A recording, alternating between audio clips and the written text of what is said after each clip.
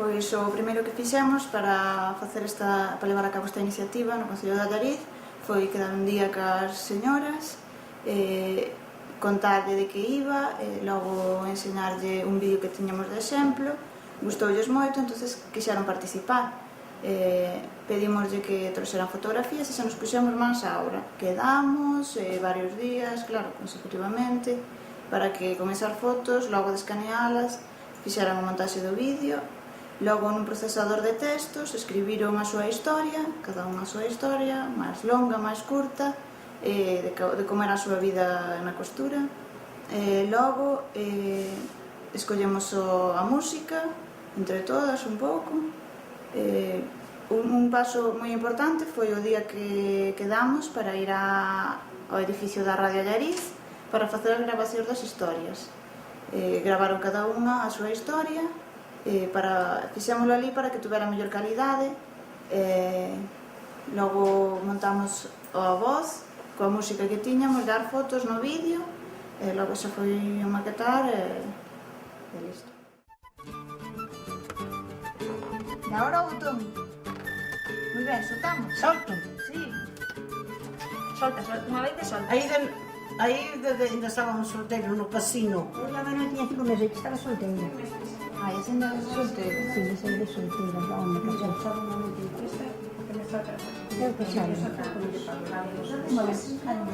Para que me diga? Xa antes lle din Xa lle xa diches. non sei Mar, Solo queda unha porque desaparece. As alfobrillas desaparecen. Mira, ahora se queda así. Ves como colgarías? É como un vídeo. Metemos a foto. Despois aos 15 anos e tiña que levar a cabeza para ir coser por as casas. Comigo levaba aquí a miña compañeira, a Herminia, que é a miña amiga e era de Relmelo, íbamos as dúas xuntas a coser por as casas. E así pasou, despois coxiña moita xente de aquí de Allariz, do Gustavo Bombao, que era xente un pouco distinguida, aos Mascareñas, a Naida Marilai Raspiña, a moita xente. Sí, sabes de que? Camilo do Manolo. Sí, era tan traviesa que cando villa sempre tiña que meter aí. Sí, que máis? Ai, o apelido. Pois non se chega tan mal. Vai na grande. Ponte na da dereita.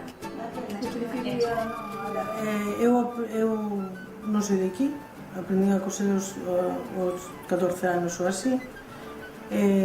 Despois empecé a ir mandaba a miña nai unha veciña, despois mandamos a escola a unha academia particular e despois xa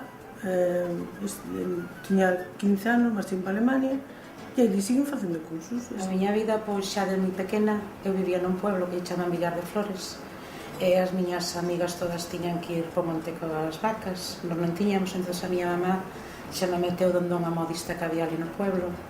Empecé ali a ganchillar, calcetar, e ela cosía moito e empecé a coser ali con ela. A miña historia era que chamolla, porque escribín, fixo unha historia dicindo que a historia da Rosiña.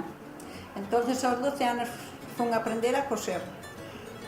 E ali pois aprendín a facer roupa interior, de home, de muller, toda a clase de roupa. Desde nena fun a aprender a coser con esta señora e anduvemos por as casas, pois aprendi a cociñar sola.